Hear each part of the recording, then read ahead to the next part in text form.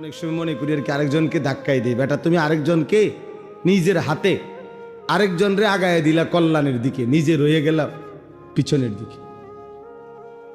বেউকুফি করলা বরঞ্চ। তুমি তো মনে করছো তুমি চালাক, তুমি তোমার জাগাত বসে রইছ, আর অন্য একজন আগাইছে হে মনো বেউকুফ। না না, নিজের হাতেই বরং তাকে তুমি কল্যাণের দিকে আখেরাতের দিকে একটু আগায় দিলা, কাজে সেই চালাক যে আগাইছে। দ্বিতীয় কথা হলো, সবার হাতের যেই মোবাইলগুলো এগুলো নামাও, নামাও ভাই, এগুলো নামাও। একটা মোবাইলও তুলে ধরো না ভাইয়া, সবার পকেটে মোবাইল রাখো। এই স্ট্যান্ড ছাড়া যেগুলো হাতের, এগুলো এমনি শুনো, অল্প, আমি দেরি করব না, কিন্তু কিছুক্ষণ সময় আমরা মনোযোগ দিয়ে আল্লাহর কথা শুনি। এটা বহুত জরুরি বাপ। বসে থাকা নিচে কষ্টকর, বলা যেমন কষ্ট, শোনাটাও কষ্ট। আমি নিচেও বসে আমি এখনো আলহামদুলিল্লাহ আমাদের বড়দের ওয়াজ আমরাও শুনি, এমন না যে শুধু ওয়াজ করি। প্রতি মাসে নির্ধারিত কয়েকদিন আছে আমার নিজেরই, যেখানে আমি বড় কয়েকজন বুজুর্গের বয়ান শুনতে যাই। এটা আমার ডায়েরিতে এন্ট্রি করা আছে। তাহলে আমরাও বয়ান শুনি আমাদের বড় বুজুর্গ আলেমদের। তো বসে শোনাটার ক্ষেত্রে আমি নিজের অভিজ্ঞতা হলো যে লম্বা সময় যে ঘাড় সোজা করে শুনতে হয়, এতে ঘাড়ে ব্যথা করে, কষ্ট হয়। তাহলে বোঝা গেল শুনবার মধ্যেও কষ্ট আছে, বলবার মধ্যেও কষ্ট আছে। কিন্তু এই উভয় কষ্টের দ্বারা যদি কোনো বেনিফিট না আসে, উপকার না আসে, তাহলে লাভ হলো কি? ছোট বড় প্রতিটা আয়োজনের পিছনে এই কারণে এটা জরুরি বাপ, মনোযোগ থাকা দরকার। এক কথা হলো আমি শুনবো না, ঠিক আছে চলে গেলেন। আরেকটা হলো না, আমি বসছিলামই আল্লাহর কথা শুনবার উদ্দেশ্যে, তাইলে মনোযোগ দিলে ভালো। আর যদি শুনতে মন না চায়, চলে গিয়ে ঘুমায় গেলে আরো ভালো, সমস্যা নেই। কিন্তু মাঝখানে গাফলতি করা, এটা প্রিয় ভাই উচিত না। আল্লাহর কোরআনের প্রতি সামান্যতম অবজ্ঞা অনেক বড় অপরাধ, অনেক বড় পাপ। কোরআন শরীফে আছে, ওমান আযলামু মিম্মান যুক্কিরা বিআয়াতি রাব্বিহি সুম্মা আ'রাযা আনহা। যে ব্যক্তি আল্লাহর কথা তার কানে শুনবার পরেও সে তার থেকে বিমুখ, অমনোযোগী, আল্লাহ তাআলা কোরআনে বলছে তার চাইতে বড় জালেম আর কেউ না। সরাসরি কোরআন শরীফ। এই জন্য বললাম 3 নম্বর আর একটা কথা হলো, ভিতরে বৈশা বুট বাদামও খাওয়া যাবে না। এই ছোট বড় তোমরা বাচ্চারা কেউ বুট খায় না, এটাও শিখো ভাই, ছোট হোক কি, তোমারও শিখা দরকার। এক মুসলমান হিসেবে আমাদের এটা সবার বোঝা উচিত যে আল্লাহর কথা যখন হচ্ছে তখন আমি বসে বসে বুট খাইলাম, আবার আল্লাহর কথাও শুনলাম, এটা আদব কিনা, আখলাক কিনা। একটা প্রাইমারি স্কুলও তো ক্লাস 1-এর বাচ্চা, একেবারে পিচ্চি বাচ্চাও তো যখন শিক্ষক ক্লাস করে তখন তো সে বুট বাদাম খায় না। বুট বাদামের জন্য তো আলাদা বিরতি দেওয়া হয়। টিফিন আওয়ারে ক্লাসের আগে পিছে সে হয়তো কিছু খায়, কিন্তু ক্লাস চলাকালীন তো সে বুট বাদাম খায় না। কোনো টিচার খাইতে দিব, তা আমি দেব কেন? ইনসাফ কি বলে বলেন? আমি কেন দিব? কোরআনুল কারীম কি বাংলা বইয়ের চাইতে দামি না? অঙ্ক ইংরেজি বইয়ের চাইতে দামি না? তাইলে এই জন্য বললাম কম হোক, কিন্তু মনোযোগ দিলে দিলে কথা ঢোকে, ফায়দা হয়। কলসটা ট্যাপ বরাবর, কল বরাবর মুখোমুখি ঠিক মতো দিলে অল্প চাপেই পানি পুড়ে যায়। একটু ডান বাম করে রাখলে পরে ঠিক আছে, অনেক দেরি হয় অথবা অপচয় হয় বেশি। আর যদি কলস বালতি একটু সরাইয়ে রাখে, তাহলে সারা পৃথিবীর সব পানি ঢাললেও কলস আর পুড়বে না। তো বক্তা তো আসছে একেবারে মনে করেন 5 জন 10 জন বড় হুজুর আসছে, কিন্তু আমি তো কলস রাখছি সাইডে, বালতি রাখছি আমি সাইডে, মানে আমি মনোযোগ দেই নাই, আমি নিজে কোনো মানসিকতাই নাই আমার আল্লাহর কথা তারা আমার পরিবর্তনের। তাহলে কি হবে বাপ? লাভ কি হলো?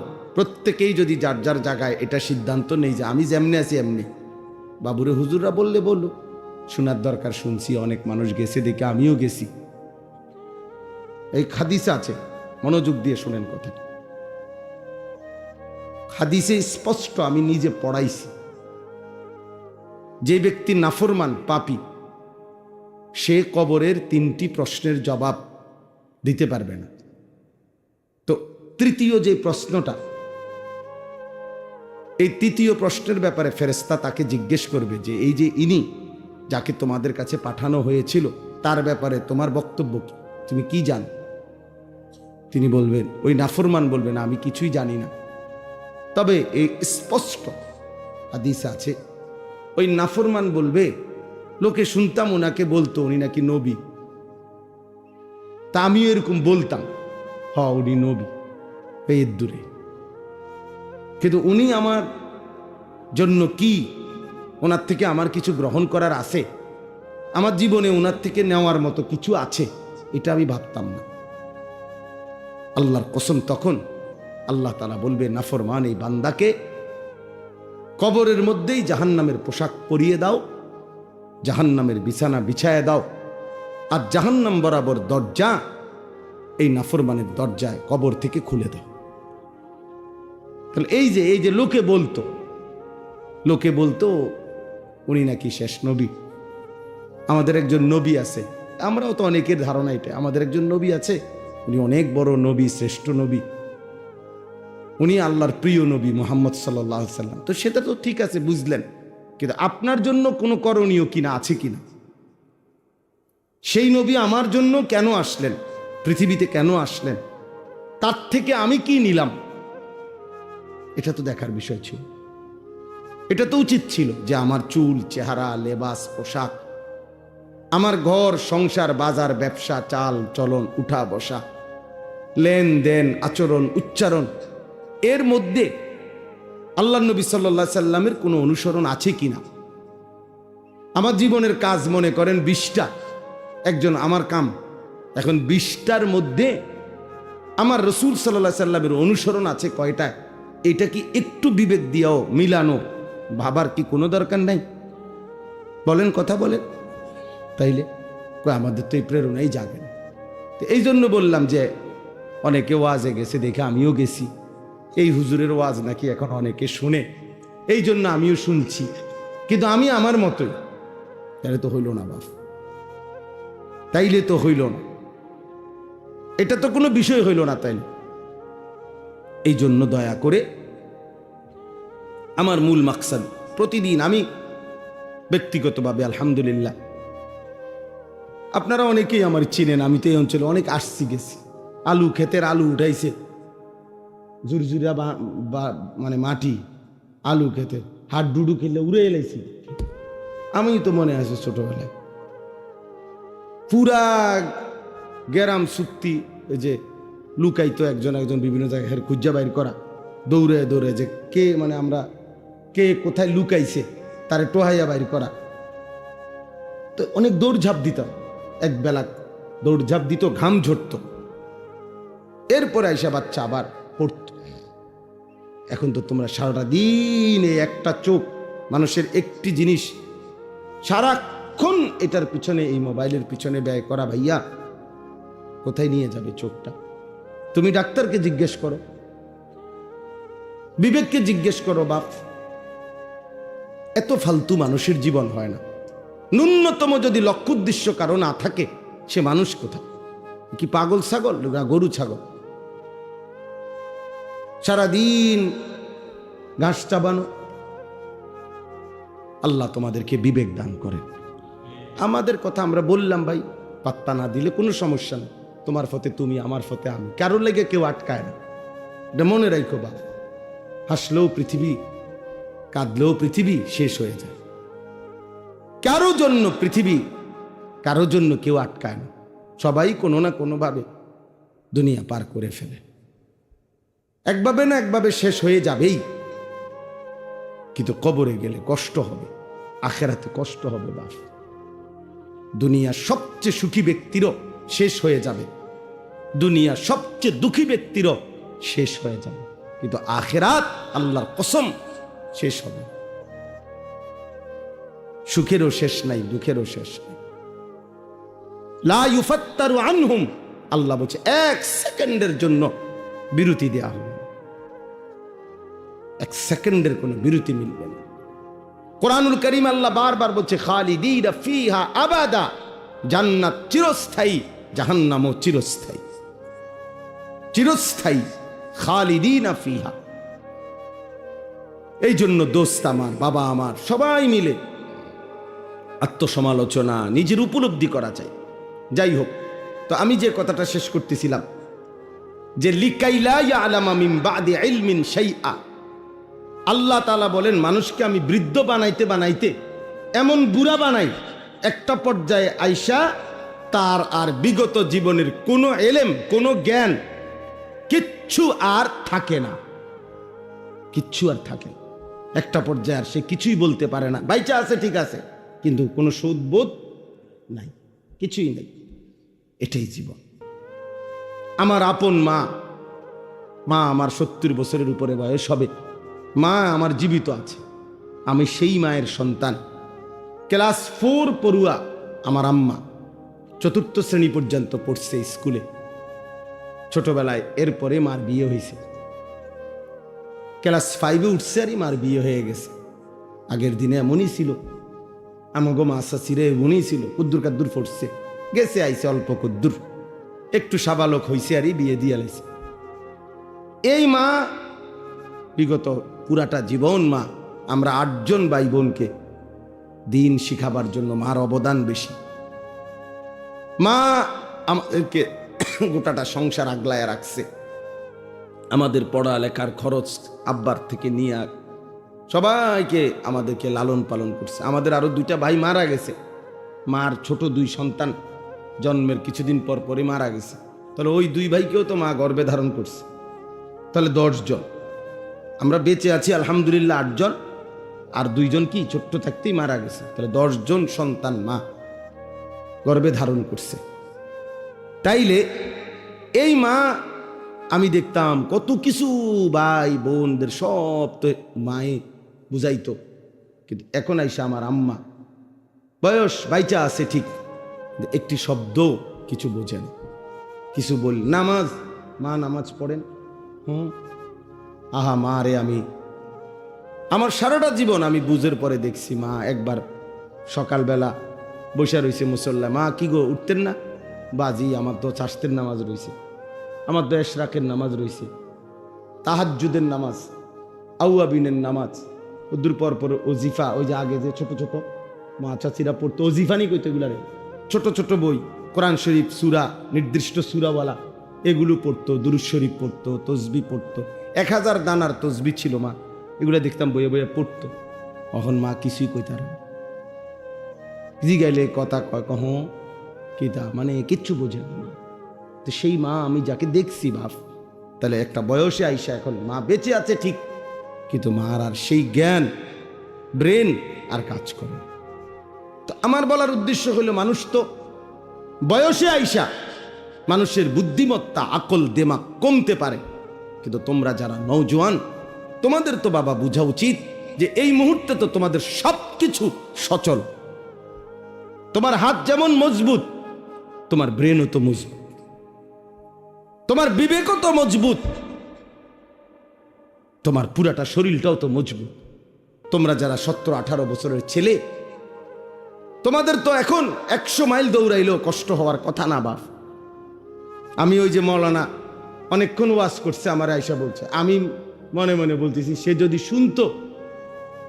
হ্যাঁ, আমি এক টানা সোনাকান্দা মাদ্রাসায় চাকরি করতাম, 11 বছর চাকরি করছি।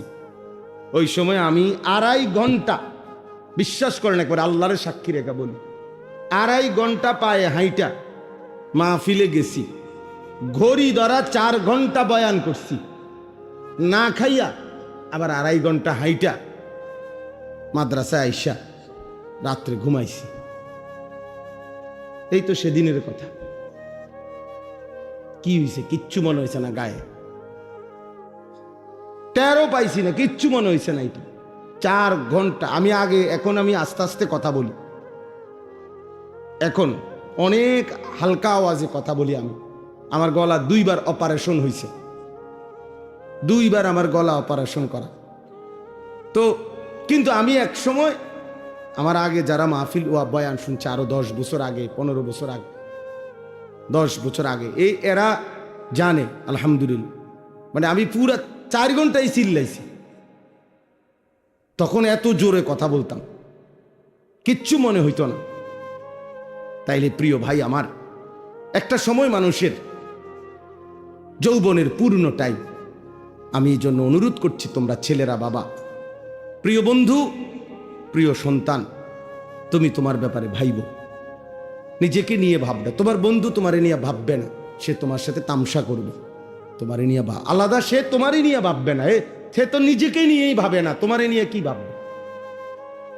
সে তো চেষ্টাই করবে তোমারে নাচ গান, অসৎ ছবি, এই তাফালিং, এই লাফাল দিয়ে। এখন আমি এক সিএনজি পাম্পে গ্যাস নিবার জন্য দাঁড়াইছে আমার গাড়ি, 5-6টা ছেলে আসছে মোটরসাইকেল নিয়ে, মনে তেল নিব। বিশ্বাস করেন, এখানে না, আমাদের কুমিল্লা পোদ্দার বাজারের কাছে। আজীব লাগলো আমার কাছে, তাকাইয়ে রইলাম ফলাফান্ডি, মানে আইসা পড়ছে ফিলিং স্টেশনে, তেল লইব তো তোরা দাঁড়াইবি না। এইটার হরন, এটারে মানে এত বিকট আওয়াজ, এটার ধরে রাখছে, হরন বাজাইতে আছে। এটা আচ্ছা পাগল, মানে তার যদি ছিঁড়া যায়, এগুলা নাকি কি খুলে ফেলে, কি কইলো আমারে একজনে বুঝাইলো, মানে হরনটা এত বিকট কেন, বললো যে কি যেন এটার ভিতরে থেকে খুললে ফেললে এটার আওয়াজটা আরো বাইরে যায় আর কি।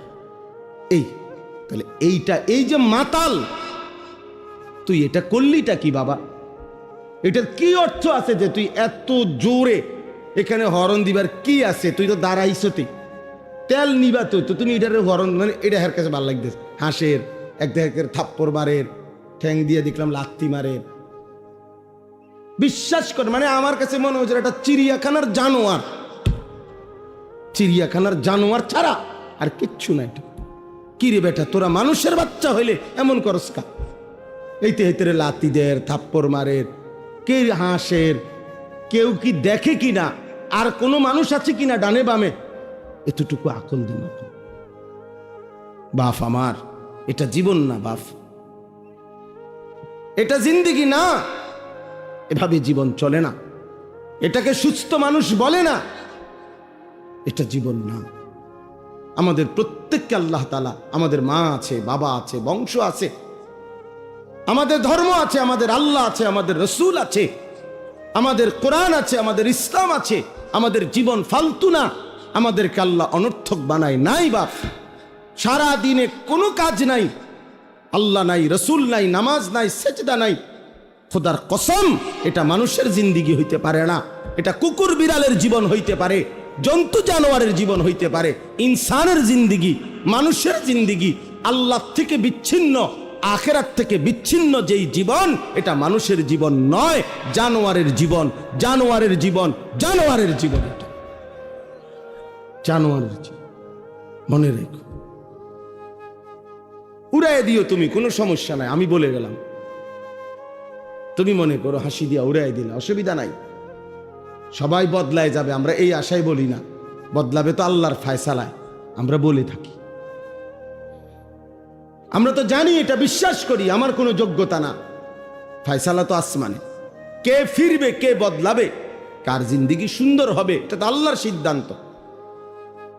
কিন্তু এই জীবন, মানুষের জীবন যেটা, এটা সেজদাওয়ালা জীবন, বন্দিগিওয়ালা জীবন, আখিরাতওয়ালা জীবন। প্রিয় ভাই, কোরআন শরীফের আয়াত শুনেন, আপনারা বাবারাও শুনেন। আল্লাহ কোরআনে ডাইরেক্ট বলছে, ফামাসালুহু কামাসালিল কালব। সরাসরি কোরআন শরীফের আয়াত। আল্লাহ বলছে বেঈমান নাফরমান, তার উদাহরণ হলো কামাসালিল কাল, কুত্তার মতো। সরাসরি কোরআন। কালবুন অর্থ কুকুর, কুকুর, কুত্তা। জিজ্ঞেস করেন কোনো আলেমকে, কোনো মাদ্রাসা ছাত্ররে জিগেলো হে কইবে এটা জানে। কালবুন অর্থ কুত্তা। আল্লাহ তাআলা কোরআনে বলছেন নাফরমান, বেঈমান, সেজদাবিহীন, আমার গোলামি আমার বন্দিগি যার মধ্যে নাই, ওই কুত্তার মতো, কুত্তার মতো, কুত্তার মতো বেটা, ওই মানুষের বাচ্চা না। আল্লাহ কোরআনে বলছে ইন তাহমিল আলাইহি আলহাস আও তাতরুকহু আলহাস। আল্লাহ বলছে কুকুরের স্বভাব কি? আল্লাহ নিজে বলছে পাইলেও জিহ্বা লম্বা করে, না পাইলেও জিহ্বা লম্বা করে। হ্যাঁ, নারী দেখলো অস্থির, না দেখলো অস্থির। এই দেখেন যে সমস্ত যুবক দিন রাত নারীর ছবি দেখে, এদের তৃপ্তি নাই। তৃপ্তি হইলে তো এতে একটা বন্ধ রাখতো যে যাক আমি দেখতে শান্তি লাগছে, একটু তৃপ্তি হয়েছে, ঘুমাইয়া তৃপ্তি হয়েছে, ওরা আর আর ঘুম যাওয়ানোর দরকার নাই, আবার রায় তুলে আবার ঘুমামু। তাহলে এটার তো একটা বোঝা গেল যে তৃপ্তি হয়েছে, তার ঘুমাইয়া মোটামুটি ফোসাইছে, এখন সে 8 ঘন্টা 10 ঘন্টা কাজ করবে, বুঝাই গেল। তো তৃপ্তি হইলে তো থামতো, সে তো থামে না, সে তো সারাক্ষণ পরপর পরপর সারা দিন রাত নারী ছবি দেখতেছে, উলঙ্গ দৃশ্যই দেখতেছে। বুঝা গেল সে দেখেও অতৃপ্ত, না দেখলেও অতৃপ্ত। এই জন্য তার স্বভাব কুত্তার স্বভাব, কুকুরের স্বভাব। মনে রাখিস বাবা, জানোয়ারের আখলাক এটা। হারামখোর দেখবেন নাফরমান, নাফরমান যেগুলো অবৈধ ইনকাম করে, ওজনে কম দেয়, কাস্টমারকে ঠকায়, কামাই করে, এরপরও তার তৃপ্তি নাই। দেখেন বেচে, মাল বেচতে আছে, বেচা কিনা চলতেছে তার দোয়ানে, আপনি জিঙ্গাবেন যাইয়া কবেন কি অবস্থা ভাই, বেচা কিনা না, দূর দূর দূর দূর, আগের এই ব্যবসা ওনার নাই, কি এর বেচা কিনা বইয়া তা ওনারই কতক্ষণ, অথচ মাল বেচতেছে, দোকান চলতেছে তার, কয় না আগের ব্যবসা নাই। কিরে ডাকাত, আগের ব্যবসা নাই?